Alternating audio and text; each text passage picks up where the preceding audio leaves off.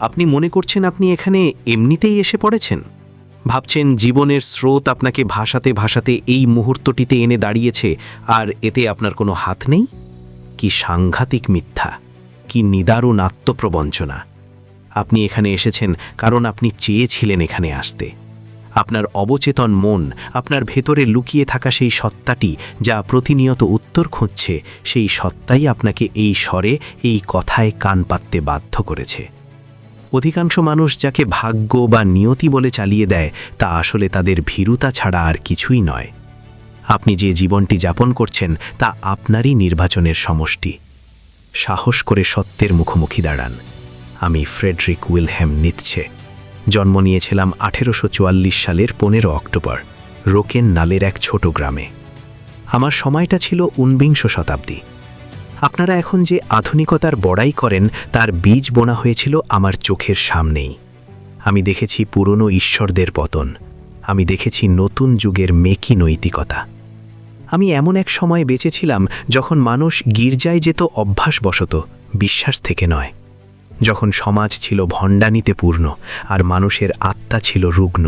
আর আজ আমি আপনাদের দিকে তাকিয়ে দেখি সেই রোগ সারেনি, বরং তা আরও গভীরে শিকড় গেড়েছে। আপনারা আরও বেশি আরামপ্রয়ামী, আরও বেশি অলস এবং আরও বেশি ভীতু হয়ে পড়েছেন।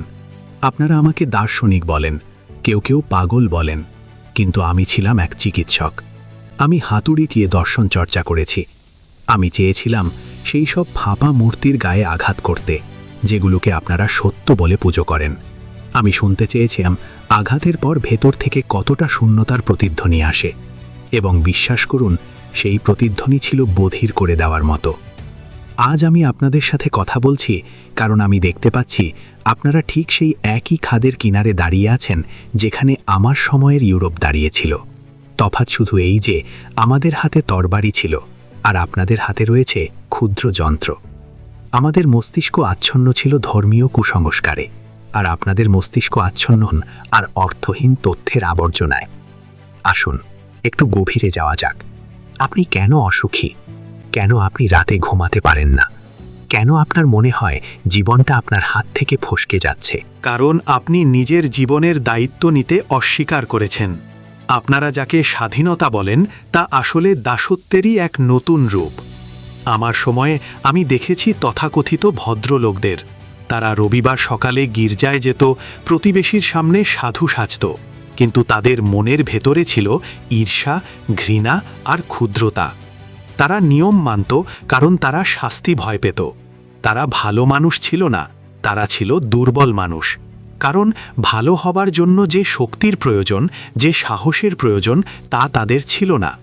দাঁত নেই এমন কুকুর যেমন কামড়াতে পারে না বলে নিজেকে শান্তশিষ্ট দাবি করে, আমার সময়ের অধিকাংশ মানুষ ছিল ঠিক তেমনই। আর আপনি কি ভিন্ন কিছু? আপনি সকালে ওঠেন, এমন এক চাকরিতে যান যা আপনি ঘৃণা করেন, এমন মানুষের সাথে মেশেন যাদের আপনি সহ্য করতে পারেন না, এবং এমন সব নিয়ম মেনে চলেন যা আপনার আত্মাকে ছোট করে দেয়। কেন? কারণ সবাই এটা করছে। এই যে সবাই, এই শব্দটিই হলো মানবজাতির সবচেয়ে বড় অভিশাপ। ভিড়ের মধ্যে মিশে যাওয়া সহজ। ভেড়ার পালের মধ্যে থাকলে নেকড়ের ভয় থাকে না, কিন্তু সেখানে নিজের কোনো অস্তিত্বও থাকে না। আপনি নিজেকে হারিয়ে ফেলেছেন সেই ভিড়ের মাঝে। আপনি সিদ্ধান্ত নেন না, আপনি কেবল অনুসরণ করেন। সমাজ যা বলে, পরিবার যা চায়, রাষ্ট্র যা নির্দেশ দেয়, আপনি তাই করেন। আর দিন শেষে আপনি ভাগ্যকে দোষ দেন। কি হাস্যকর! আমার কথাগুলো আপনার কানে বিষের মতো লাগতে পারে, লাগুক। আমি আপনাকে সান্ত্বনা দিতে আসিনি। সান্ত্বনা হলো দুর্বলদের জন্য আফিম। আমি এসেছি আপনাকে জাগাতে, প্রয়োজনে চাবুক মেরে জাগাতে। আমি আমার জীবনে ভয়ানক শারীরিক যন্ত্রণা সহ্য করেছি। দিনের পর দিন মাইগ্রেনের ব্যথায় আমি অন্ধ হয়ে থাকতাম, পেটের পীড়ায় ভুগতাম। কিন্তু আমি সেই যন্ত্রণাকে অভিশাপ দিইনি। আমি সেই যন্ত্রণাকে আমার শিক্ষকে পরিণত করেছিলাম। কারণ আমি জানতাম যা আমাকে মেরে ফেলে না, তা আমাকে আরও শক্তিশালী করে তোলে। আর আপনারা সামান্য অসুবিধাতেই ভেঙে পড়েন। আপনারা আরামকে জীবনের লক্ষ্য বানিয়ে ফেলেছেন। কিন্তু মনে রাখবেন, আরামের গদিতে শুয়ে কোনো মহান কাজ সৃষ্টি প্রকাশ পায় ঝড়ের মুখে, আরামদায়ক ড্রয়িং রুমে নয়।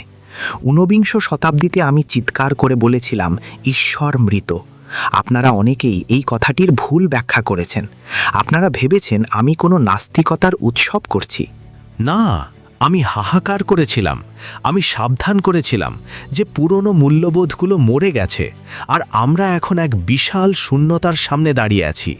যদি আমাদের মাথার উপর কোনো স্বর্গীয় পিতা না থাকেন, তবে ভালো আর মন্দের বিচার কে করবে? তখন দায়িত্বটা বর্তায় আমাদের উপর, মানুষের ওপর। কিন্তু মানুষ কি সেই দায়িত্ব নিতে প্রস্তুত? আমি আমার সময় দেখেছি মানুষ এই ভার নিতে ভয় পায়।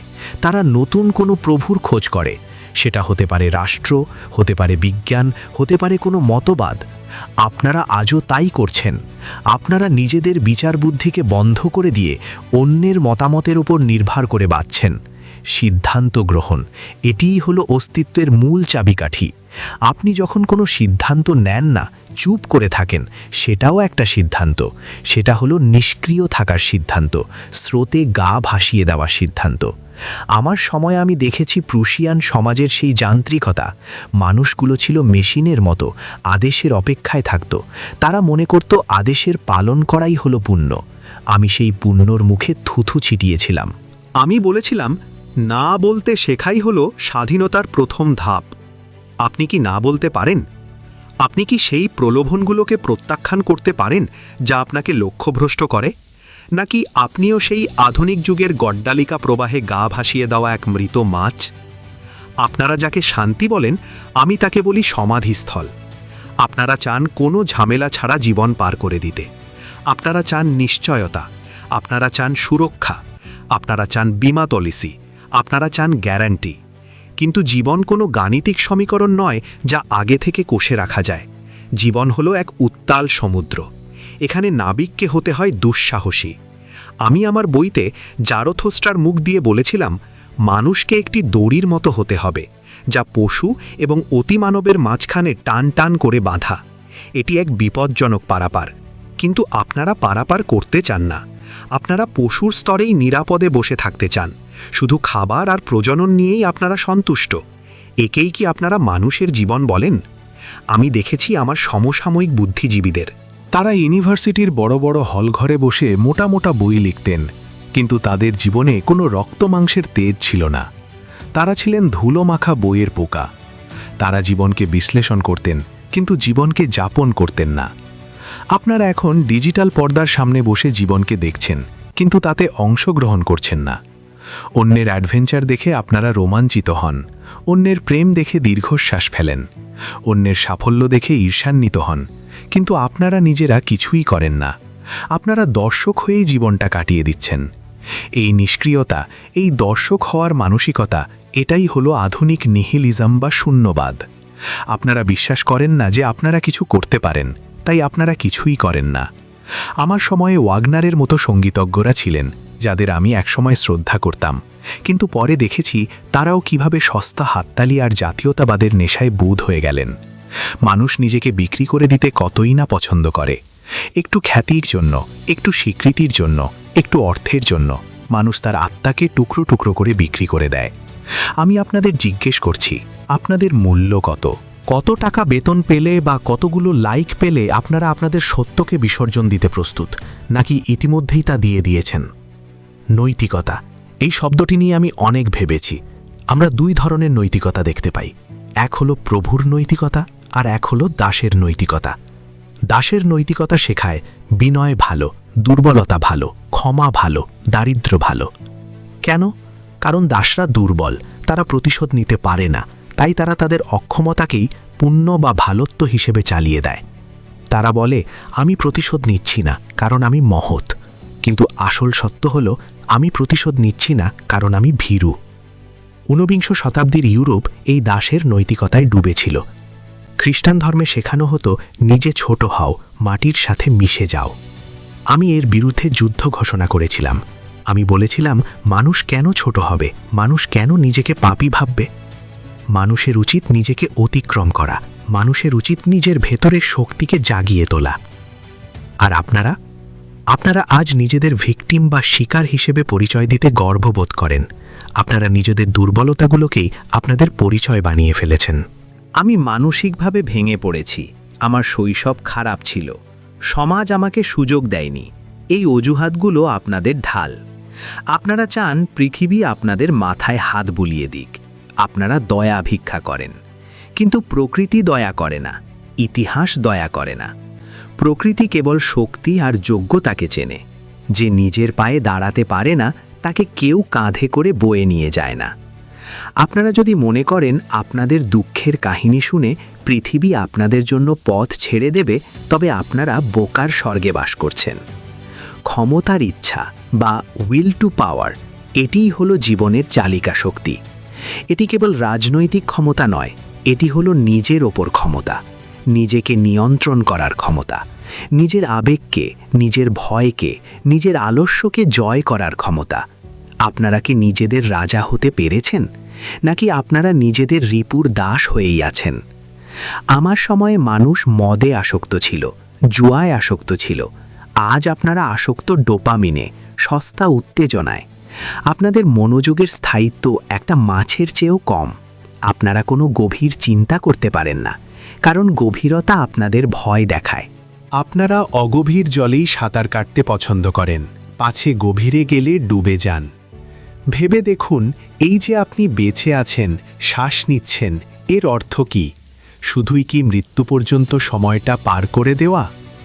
আমি যখন আল্পস পর্বতের নির্জনতায় হাঁটতাম, তখন আমি অনুভব করতাম যে প্রতিটি মুহূর্ত অনন্তকালের ভার বহন করছে।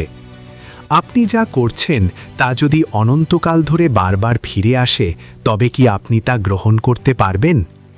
এই প্রশ্নটি আমি আপনাদের সামনে ছুড়ে দিলাম।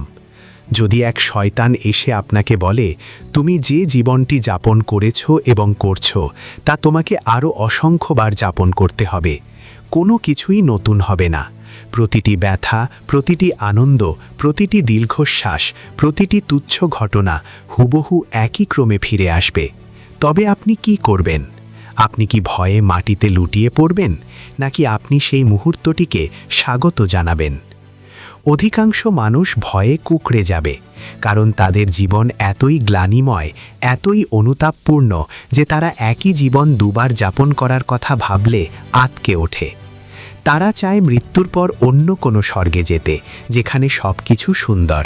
কিন্তু আমি বলি, এই পৃথিবীই সব, এই জীবনই সব। অন্য কোনো জগৎ নেই। তাই এই জীবনকেই এমনভাবে যাপন করতে হবে যেন আপনি এটি লক্ষবার যাপন করতে রাজি থাকেন। একেই আমি বলি আমর ফাতি বা নিয়তিকে ভালোবাসা। যা ঘটেছে, যা ঘটছে তাকে কেবল সহ্য করা নয়, তাকে ভালোবাসা। কিন্তু আপনারা আপনাদের জীবনকে ভালোবাসেন না, আপনারা কেবল অভিযোগ করেন। আপনারা বলেন, যদি আমার জন্ম ধনী পরিবারে হতো, যদি আমি দেখতে সুন্দর হতাম, যদি আমার ভাগ্য ভালো হতো। এই যদি আর কিন্তুর মাঝখানেই আপনাদের জীবনটা পচে গলে নষ্ট হয়ে যাচ্ছে। আপনাদের সমাজ আপনাদের শিখিয়েছে মধ্যপন্থা অবলম্বন করতে। খুব বেশি উঁচুতে উঠো না, খুব বেশি নিচে নেমো না, নিরাপদে থাকো। আমার সময়ও তাই ছিল, কিন্তু আমি সেই মধ্যপন্থাকে ঘৃণা করি। আমি চাই আপনারা বাঁচুন আগ্নেয়গিরির মুখে ঘর বেঁধে। আমি চাই আপনারা আপনাদের জাহাজগুলোকে অজানা সমুদ্রের দিকে ভাসিয়ে দিন। জ্ঞান ও সত্যের জন্য বিপদকে আলিঙ্গন করুন। কিন্তু আপনারা ঝুঁকি নিতে চান না, আপনারা চান গ্যারান্টিযুক্ত সাফল্য। আপনারা আগে নিশ্চিত হতে চান যে আপনারা জিতবেন, তবেই আপনারা খেলবেন। কিন্তু যে খেলায় হারার ভয় নেই, সে খেলায় জেতার কোনো গৌরবও নেই। একবার ভেবে দেখুন আপনাদের সম্পর্কের কথা। আপনারা প্রেম করেন না, আপনারা চুক্তি করেন। আপনারা খোঁজেন এমন সঙ্গী যে আপনাদের বোঝা বহন করবে। আপনারা একা থাকতে ভয় পান। আমার সময় আমি দেখেছি মানুষ বিয়ে করত সামাজিক মর্যাদা বা সম্পত্তির জন্য। আজও কি তা খুব একটা বদলেছে? আপনারা একা থাকার ভয়াবহতাকে এড়াতে ভুল মানুষের হাত ধরেন। আপনারা নিজেদের শূন্যতা ভরাতে অন্যকে ব্যবহার করেন। আর যখন সেই মানুষটি আপনাদের প্রত্যাশা পূরণ করতে পারে না, তখন আপনারা তাকে দোষারোপ করেন। কিন্তু দোষ তো আপনাদের। আপনারা নিজেদের সম্পূর্ণ করতে পারেননি, তাই আপনারা অন্যের ওপর পরগাছার মতো ঝুলে থাকতে চেয়েছেন। যে একা থাকতে পারে না, সে কখনো সত্যিকারের ভালোবাসতে পারে না। তার ভালোবাসা হলো কেবল প্রয়োজন মেটানোর আকুতি। আমি আমার বন্ধু রিচার্ড এবং অন্যদের সাথে অনেক তর্ক করেছি। আমি দেখেছি কিভাবে বুদ্ধিমান মানুষরাও আবেগের বশবর্তী হয়ে নিজেদের ধ্বংস করে। আপনারা নিজেদের আবেগকে নিয়ন্ত্রণ করতে শিখুন। আবেগ হলো ঘোড়ার মতো, আর আপনি হলেন তার সওয়ার। যদি আপনি লাগাম ছেড়ে দেন, তবে ঘোড়া আপনাকে খাদে ফেলে দেবে। আর যদি আপনি লাগাম শক্ত করে ধরেন, তবে সেই ঘোড়া আপনাকে পাহাড়ের চূড়ায় নিয়ে যাবে। আজ আপনারা আপনাদের আবেগের দাস। কেউ আপনাদের অপমান করলে আপনারা রেগে যান, কেউ প্রশংসা করলে গলে যান। আপনাদের রিমোট কন্ট্রোল অন্যের হাতে। আপনারা কি সত্যিই স্বাধীন? মানুষের ইতিহাস হলো নিজেকে অতিক্রম করার ইতিহাস। বানর থেকে মানুষ হয়েছে, কিন্তু বিবর্তন কি এখানে থেমে গেছে? না, মানুষকে হতে হবে আরও উন্নত কিছু। কিন্তু আপনারা উল্টো পথে হাঁটছেন। আপনারা ক্রমেই নিচে নামছেন। আপনারা নিজেদের সংস্কৃতি, নিজেদের ভাষা, নিজেদের ঐতিহ্যকে ভুলে গিয়ে এক জগা খিচুড়ি সংস্কৃতি তৈরি করছেন, যেখানে কোনো গভীরতা নেই, আছে কেবল চাকচিক্য। আমার সময় আমি দেখেছি প্যারিস, বার্লিন, ভিয়েনার মতো শহরগুলোর পতন। সেখানেও বিলাসিতা আর ব্যভিচার গ্রাস করেছিল সব কিছু। ইতিহাস বারবার ফিরে আসে। আপনারা সেই একই ভুলের পুনরাবৃত্তি করছেন। আপনারা তথ্যের সাগরে ভাসছেন, কিন্তু জ্ঞানের অভাবে তৃষ্ণার্ত। আপনারা সব কিছু জানেন, কিন্তু কিছুই বোঝেন না। আপনারা জানেন পৃথিবীর অপর প্রান্তে কি ঘটছে, কিন্তু জানেন না আপনাদের নিজের মনের ভেতরে কি ঘটছে। এই যে নিজেকে না জানা, এটাই হলো সবচেয়ে বড় অজ্ঞতা। নিজেকে জানো, প্রাচীন গ্রিসের এই বাণী আমি বারবার স্মরণ করিয়ে দিতে চাই। কিন্তু নিজেকে জানা সহজ কাজ নয়। আয়নায় নিজের মুখ দেখার মতো সহজ নয় এটি। আয়নায় নিজের কুৎসিত রূপ, নিজের অন্ধকার দিকগুলো দেখার সাহস থাকতে হয়। আপনারা কি সেই সাহস রাখেন? নাকি আপনারা সুন্দর মিথ্যার মেকআপ দিয়ে নিজের কুৎসিত সত্যকে ঢেকে রাখতে চান? চলবে, আমার দিকে তাকাও। হ্যাঁ, আমি সরাসরি তোমার চোখের মনির দিকেই তাকিয়ে বলছি। তুমি কি ভয় পাচ্ছ, নাকি তুমি লজ্জিত? তুমি সম্ভবত ভাবছ যে এই দীর্ঘ সময় ধরে তুমি যা কিছু বিশ্বাস করে এসেছ, যা কিছুকে পবিত্র বলে মেনে নিয়েছ, তা তোমাকে রক্ষা করবে। কিন্তু আমি, ফ্রেডরিক উইলহেলম নিৎসে, তোমাকে বলছি, তোমার ওই তথাকথিত পবিত্রতা আসলে তোমার দুর্বলতারই এক ছদ্মবেশ মাত্র। তুমি যাকে নৈতিকতা বলো, তা আসলে তোমার ভীরুতা। তুমি যাকে ভালো মানুষই বলো, তা আসলে তোমার অক্ষমতা। তুমি আঘাত করতে পারো না বলেই নিজেকে দয়ালু বলে দাবি করো। তুমি প্রতিশোধ নিতে ভয় পাও বলেই ক্ষমাশীলতার নাটক করো। আমার যুগে, সেই ঊনবিংশ শতাব্দীর কুয়াশাচ্ছন্ন ইউরোপে, আমি ঠিক এই রোগটিকেই চিহ্নিত করেছিলাম। আমি দেখেছিলাম হাজার হাজার মানুষ গির্জার বেদিতে মাথা নত করে আছে, কিন্তু তাদের হৃদয়ে ঈশ্বরের প্রতি প্রেম ছিল না, ছিল কেবল নরকের আগুনের ভয়। তারা প্রার্থনা করত শক্তির জন্য নয়, বরং আশ্রয়ের জন্য। আর আজ আমি তোমার দিকে তাকিয়ে ঠিক একই দৃশ্য দেখছি। কেবল গির্জার বদলে তুমি নতুন নতুন মন্দির গড়ে তুলেছ। তোমার সমাজ, তোমার লোকলজ্জা, তোমার ওই তথাকথিত সামাজিক স্বীকৃতি, এইসবই তোমার নতুন ঈশ্বর। তুমি প্রতি মুহূর্তে নিজেকে প্রশ্ন করতে ভয় পাও। তুমি ভিড়ের মধ্যে হারিয়ে যেতে চাও, কারণ একা দাঁড়ানো, একা পথ চলা এবং নিজের অস্তিত্বের ভার নিজের কাঁধে নেওয়া, এর জন্য যে মেরুদণ্ডের প্রয়োজন, তা তোমার নেই। আমি আমার সময়ে দেখেছি কিভাবে সমাজের অভিজাতরা, বিশ্ববিদ্যালয়ের পণ্ডিতেরা এবং ধর্মের ধ্বজাধারীরা একজোট হয়ে মানুষের স্বাভাবিক প্রবৃত্তিগুলোকে দমন করার ষড়যন্ত্রে লিপ্ত ছিল। তারা জীবনকে অস্বীকার করত। তারা বলতো এই পৃথিবীটা দুঃখের, তাই পরকালের সুখের আশায় বর্তমানকে বিসর্জন দাও। কি ভয়ানক মিথ্যা, কি জঘন্য প্রতারণা! আমি এর বিরুদ্ধে হাতুড়ি হাতে তুলে নিয়েছিলাম। আমি চেয়েছিলাম সেই সব পুরাতন মূল্যবোধের মূর্তিগুলোকে ভেঙে চুরমার করে দিতে, যা মানুষকে ছোট করে রাখে, যা মানুষকে তার নিজের মহত্ব থেকে দূরে সরিয়ে রাখে। আমি যখন বলেছিলাম ঈশ্বর মৃত, তখন আমি কোনো আনন্দোল্লাস করিনি। আমি কেবল এক ভয়াবহ সত্যকে উন্মুক্ত করেছিলাম। আমি বুঝিয়েছিলাম যে তোমাদের মাথার উপরের সেই পরম পিতা আর নেই, যিনি তোমাদের পথ দেখাবেন। এখন পথ তোমাকেই খুঁজে নিতে হবে। এখন ভালো এবং মন্দের সংজ্ঞা তোমাকেই তৈরি করতে হবে। কিন্তু হায়, তোমরা সেই স্বাধীনতা সহ্য করতে পারোনি। তোমরা ভয়ে কুঁকড়ে গিয়েছ। তোমরা নতুন কোনো প্রভুর পায়ের কাছে বসে আছো, তা সে রাষ্ট্র হোক, বিজ্ঞান হোক কিংবা জনমত হোক। তোমরা আসলে আদেশের অপেক্ষায় বসে থাকা একপাল ভেড়া ছাড়া আর কিছুই নও। তোমরা শান্তি চাও, তাই না? তোমরা চাও জীবনটা যেন একটা মসৃণ নদী নত বহে যায়, যেখানে কোনো ঝড় নেই, কোনো সংঘাত নেই। কিন্তু আমি তোমাকে বলছি, এই শান্তি আসলে মৃত্যুরই আরেক নাম। জীবন মানেই হলো ক্ষমতার প্রতি অদম্য আকাঙ্ক্ষা। জীবন মানেই হলো বাধা অতিক্রম করা। যে গাছটি ঝড়ের মুখে দাঁড়ায় না, তার শেকড় কখনোই শক্ত হয় না। আর তোমরা সামান্য একটু কষ্টের ভয়, সামান্য একটু অনিশ্চয়তার ভয়ে নিজেদের জীবনের সমস্ত সম্ভাবনাকে হত্যা করছো। তোমরা চাও সুখ, কিন্তু আমি তোমাদের বলছি, সুখ কোনো লক্ষ্য হতে পারে না। সুখ হলো কেবল একটি উপজাত দ্রব্য। যারা মহৎ কিছু সৃষ্টি করে, যারা নিজেদের অতিক্রম করে, সুখ তাদের পায়ের কাছে এসে লুটিয়ে পড়ে। কিন্তু তোমরা সেই শেষ মানুষের মতো, যাদের আমি ঘৃণা ভরে প্রত্যাখ্যান করেছিলাম। সেই মানুষেরা যারা চোখের পলক ফেলে আর বলে, আমরা সুখ আবিষ্কার করেছি, অথচ তাদের আত্মায় কোনো আগুন নেই, তাদের চোখে কোনো তারার জন্ম হওয়ার মতো বিশৃঙ্খলা নেই। আমার সময়কার প্রুশিয়ার সেই কঠোর, যান্ত্রিক এবং আড়ষ্ট সমাজের দিকে তাকালে আমি বমি করতে চাইতাম।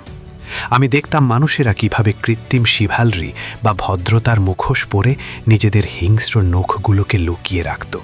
আর আজ তোমাদের সমাজ আরও বেশি ভণ্ড। তোমরা মুখে সাম্যের কথা বলো, কিন্তু মনে মনে তোমরা একে অপরকে ঘৃণা করো। তোমরা দুর্বলদের পূজা করো, কারণ তোমরা নিজেরাও দুর্বল। তোমরা সবলকে, শ্রেষ্ঠকে, মেধাবীকে টেনে নিচে নামাতে চাও, যাতে তোমাদের নিজেদের ক্ষুদ্রতা চোখে না পড়ে। একেই আমি বলেছি দাসের নৈতিকতা। এই নৈতিকতা বলে, যেহেতু আমি উঠতে পারছি না, তাই ওড়াটা পাপ। তোমরা তোমাদের অক্ষমতাকে পুণ্য বলে চালিয়ে দিচ্ছ। তোমরা বলছো নম্রতাই ধর্ম, কিন্তু আমি বলছি, যে সিংহ তার থাবা লুকায় না, সেই পবিত্র।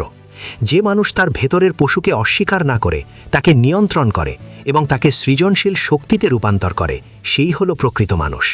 তোমরা কি মনে করো জীবন একটি উপহার? না, জীবন একটি যুদ্ধক্ষেত্র। এখানে তোমাকে প্রতি মুহূর্তে নিজের বিরুদ্ধেই যুদ্ধ করতে হবে। তোমার ভেতরের আলস্য, তোমার ভেতরের ভয়, তোমার ভেতরের সেই ক্ষুদ্র মানুষটি যে কেবল আরাম চায়, যে কেবল নিশ্চয়তা চায়, তাকে প্রতিদিন হত্যা করতে হবে। এটাই হলো আত্ম অতিক্রমণ। আমি আমার সারা জীবন ধরে এই যন্ত্রণাকে আলিঙ্গন করেছি। আমার শরীর যখন রোগে জর্জরিত ছিল, যখন আমার মস্তিষ্ক যন্ত্রণায় ফেটে যেত, তখনও আমি থামিনি। আমি সেই যন্ত্রণাকে আমার দর্শনে, আমার চিন্তায় রূপান্তরিত করেছি। কারণ আমি জানতাম, যা আমাকে মেরে ফেলে না, তা আমাকে আরও শক্তিশালী করে তোলে। আর তোমরা সামান্য মাথা ব্যথাতেই কাতর হয়ে পড়ো। তোমরা জীবনের ছোটোখাটো আঘাতেই মুষড়ে পড়ো। তোমরা পালিয়ে যাওয়ার জন্য মদ, বিনোদন বা মিথ্যে প্রেমের আশ্রয় নাও। তোমরা নিজেদের ভোলাতে চাও। তোমরা আসলে নিজেদের জীবনের দিকে তাকাতে ভয় পাও। আজকের এই আধুনিক যুগে দাঁড়িয়ে আমি তোমাদের সেই একই রোগে আক্রান্ত হতে দেখছি। তোমাদের হাতে হয়তো অনেক প্রযুক্তি আছে, তোমাদের পকেটে হয়তো হাজার হাজার মার্কিন ডলার আছে, কিন্তু তোমাদের আত্মা ভিখারির মতো রিক্ত। তোমরা জানো না তোমরা কেন বেঁচে আছো। তোমরা কেবল অন্যের অনুকরণ করে যাচ্ছ। পাশের জন যা করছে, তুমিও তাই করছো। একেই কি তোমরা জীবন বলো? এটা তো রোবটের মতো বেঁচে থাকা। তোমরা কি কখনো ভেবে দেখেছ, যদি এই মুহূর্তটি, এই জীবনটি ঠিক এইভাবেই অনন্তকাল ধরে বারবার ফিরে আসে, তাহলে কি তোমরা আনন্দে চিৎকার করে উঠবে, নাকি ভয়ে কুঁকড়ে যাবে? আমি তোমাদের এই প্রশ্নটি ছুড়ে দিচ্ছি। যদি তোমাকে তোমার প্রতিটি ভুল, প্রতিটি আপোষ, প্রতিটি ভীরুতার মুহূর্ত অনন্তকাল ধরে বারবার যাপন করতে হয়, তবে কি তুমি নিজেকে ক্ষমা করতে পারবে? এটাই হলো আমার শাশ্বত পুনরাবৃত্তির দর্শন। এমনভাবে বাঁচো যেন তুমি তোমার জীবনের প্রতিটি মুহূর্তকে অনন্তকাল ধরে চাইতে পারো। এমন কোনো কাজ করো না যা তুমি হাজারবার ফিরে পেতে চাইবে না। তোমরা ভাবছো আমি তোমাদের হতাশা দিচ্ছি। না, আমি তোমাদের হাতুড়ি দিচ্ছি। তোমাদের মিথ্যা বিশ্বাসের কাঁচের ঘরগুলো ভেঙে ফেলার জন্য এই হাতুড়ি প্রয়োজন। তোমরা যে নৈতিকতার দোহাই দিয়ে নিজেদের পঙ্গু করে রেখেছ, তা ছুঁড়ে ফেলে দাও। ভালো এবং মন্দ এ সবই মানুষের তৈরি। প্রকৃতির দিকে তাকাও। প্রকৃতি কি ভালো বা মন্দ চেনে? না, প্রকৃতি চেনে কেবল শক্তি, রূপান্তর এবং সৃষ্টি। হয় তুমি স্রষ্টা হবে, নয়তো তুমি ধ্বংস হয়ে যাবে। এর মাঝখানের সব কিছুই হলো আবর্জনা। তোমরা যারা নিজেদের নিরাপদ রাখতে চাও, তোমরা আসলে পচে যাওয়া লাশের মতো। জীবন তো সেটাই যা প্রতিনিয়ত বিপদকে আলিঙ্গন করে। ভিসুভিয়াস আগ্নেয়গিরির ঢালে ঘর বাঁধার সাহস কি তোমাদের আছে? অজানা সমুদ্রে জাহাজ ভাসানোর সাহস কি তোমাদের আছে? যদি না থাকে তবে তোমরা বেঁচে থেকেও মৃত। আমার কথাগুলো হয়তো তোমাদের কানে কটু লাগছে, লাগাই উচিত। সত্য কখনো মধুর হয় না। সত্য সবসময় তিক্ত, কঠিন এবং ধারালো। আমি তোমাদের বন্ধু হতে আসিনি, আমি এসেছি তোমাদের ঘুম ভাঙাতে। আমি এসেছি তোমাদের সেই আরামদায়ক বিছানায় আগুন ধরিয়ে দিতে, যেখানে তোমরা নিজেদের চেতনাকে ঘুম পাড়িয়ে রেখেছ। তোমরা কি অতিমানব হওয়ার স্বপ্ন দেখো না? এমন এক সত্তা যে তার নিজের ভাগ্য নিজে লেখে? নাকি তোমরা সেই পশুর স্তরেই আজীবন থেকে যেতে চাও? পছন্দটা একান্তই তোমাদের, কিন্তু মনে রেখো, পছন্দ না করাটাও এক ধরনের পছন্দ, এবং সেই পছন্দের পরিণাম হলো দাসত্ব। তোমরা যদি আজ নিজেদের পায়ে দাঁড়াতে না পারো, যদি আজ তোমরা সমাজের এই চাপিয়ে দেওয়া শেকলগুলো ভাঙতে না পারো, তবে তোমরা ইতিহাসের আস্তাকুড়ে নিক্ষিপ্ত হবে। তোমাদের কেউ মনে রাখবে না, কারণ ইতিহাস কেবল তাদেরই মনে রাখে যারা স্রোতের বিপরীতে সাঁতার কাটার সাহস দেখিয়েছিল। সুতরাং শোনো আমার শেষ কথা, নিজের ওপর করুণা করা বন্ধ করো, নিজের ভাগ্যকে দোষ দেওয়া বন্ধ করো। তুমি আজ যেখানে আছো তা তোমার নিজের সিদ্ধান্তের ফল। তুমি যদি ছোট হয়ে থাকো, তবে তুমি নিজেকে ছোট করে রেখেছ। তুমি যদি অসুখী হও, তবে তুমি অসুখকে প্রশ্রয় দিয়েছ। উঠে দাঁড়াও, নিজের ভেতরের সেই বিশৃঙ্খলাকে স্বীকার করো, কারণ একমাত্র বিশৃঙ্খলার ভেতর থেকেই জন্ম নিতে পারে এক নৃত্যরত নক্ষত্র। আমি চলে যাচ্ছি, কিন্তু আমার ছায়া তোমাদের উপর দীর্ঘ হয়ে থাকবে। তোমরা আমাকে অগ্রাহ্য করতে পারো, কিন্তু আমাকে ভুলতে পারবে না, কারণ আমি তোমাদের বিবেকের সেই কণ্ঠস্বর যাকে তোমরা গলা টিপে মারার চেষ্টা করেও ব্যর্থ হয়েছ। এখন যাও এবং নিজের জীবনকে এমন একটি শিল্পকর্ম হিসেবে গড়ে তোলো যার দিকে তাকিয়ে তুমি নিজেই বিস্ময়ে স্তব্ধ হয়ে যাবে। অথবা পচা গলা সমাজের ভিড়ে হারিয়ে যাও, যেখানে তোমার কোনো নাম নেই, কোনো অস্তিত্ব নেই। সিদ্ধান্ত তোমার, কেবল তোমার। যাও এবং সেই মানুষ হও যে মানুষ হওয়ার সাহস খুব কম মানুষেরই আছে। Friedrich Wilhelm নিৎছে।